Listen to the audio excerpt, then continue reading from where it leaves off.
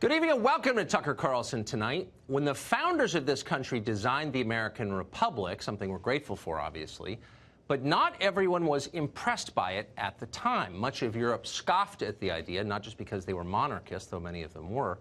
Even free-thinking people of the time, contemporary liberals, were worried that it wouldn't work. They didn't think it would. They thought that democracy was an inherently weak system. At some point, they believed, unscrupulous politicians would come to power, change the rules in their favor, and establish a one-party state.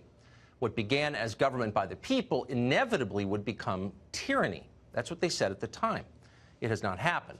For more than 2 centuries, this country has relied on our institutions, our brilliantly designed and remarkably durable institutions, to survive as an intact democracy. And we have, through a civil war, 2 world wars, the Great Depression, 9/11, and more. All of those events put great stress on our system. None of them broke it. Then came 2016.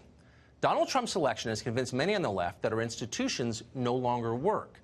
They must be torched and replaced by a system that will prevent Trump and anyone like Trump from ever being elected again. That's their goal. And they're starting with the judiciary.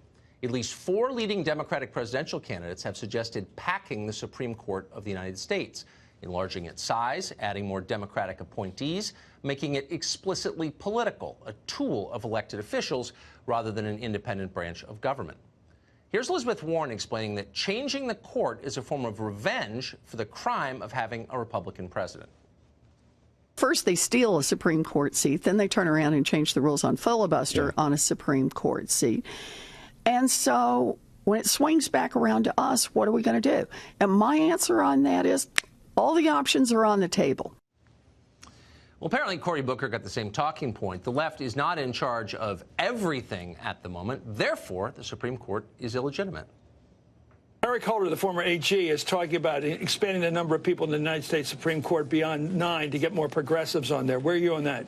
I think we need to fix the Supreme Court. I think they stole the Supreme Court seat. Can we keep it at 9? Should we keep it at 9? I think I would like to start exploring a lot of options, and we should have a national conversation. Term limits for Supreme Court justices might be one thing. To give every president the ability to choose 3. Every president gets 3 justices. Keep in mind that for a century and a half, the court has been limited to 9 justices, and by the way, it's worked just fine. Some of the court's decisions have been wise, others have been misguided, some have been appalling. But Americans still generally trust that the court is a real institution. It's on the level. And that trust in the court and other institutions keeps this country stable. Would the public still have trust in the court once it becomes an arm of the Democratic Party?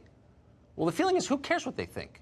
How people feel is not a concern for the Democratic Party right now. They want their power back now and forever. And that's why you're hearing calls to abolish the Electoral College. State by state, Democrats have already been working to circumvent electors and award the presidency to the winner of the national popular vote. Democratic presidential candidates strongly approve. Getting rid of the Electoral College. Is that an idea that you support?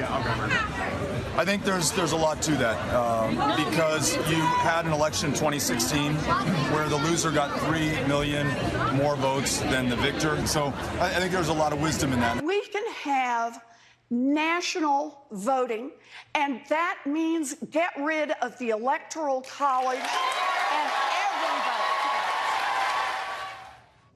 In fact, the Electoral College does not favor one party or other and hasn't in history. In 2012, for example, it favored the Democrats. If that election had been tied in the popular vote, Barack Obama still would have won. The Electoral College keeps the country from becoming a colony of California, Chicago, and New York. It demonstrates that America is a union of equal states, not a collection of provinces that revolve around a few powerful cities. The Electoral College also discourages the rise of factional parties that dominate only a small portion of the country. We could go on. But the best argument for keeping the Electoral College is pretty simple. For 230 years, it has worked better than any other country's systems in history. But because it didn't help the left win a presidential election 2 years ago, they want it gone forever. And along with it, any restrictions at all on who can vote. Violent felons, illegal aliens, even children. That's the new Democratic coalition, whatever it takes.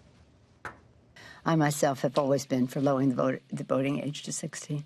I think it's really important to capture kids when they're in high school, when they're interested in all of this, when they're learning about government, to be able to vote. The Supreme Court, the Electoral College, voting restricted to citizens, burned it all down. What else stands in the way of the left's quest for power? Well, let's see. How about the Senate? Left-wing intellectuals are already arguing the Senate should be abolished. The border? Well, the left is already telling us it's immoral to defend our border.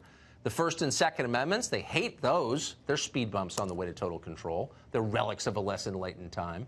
Our newly packed Supreme Court could get rid of them, and maybe they will. But keep in mind, once your institutions have disappeared, it's nearly impossible to rebuild them.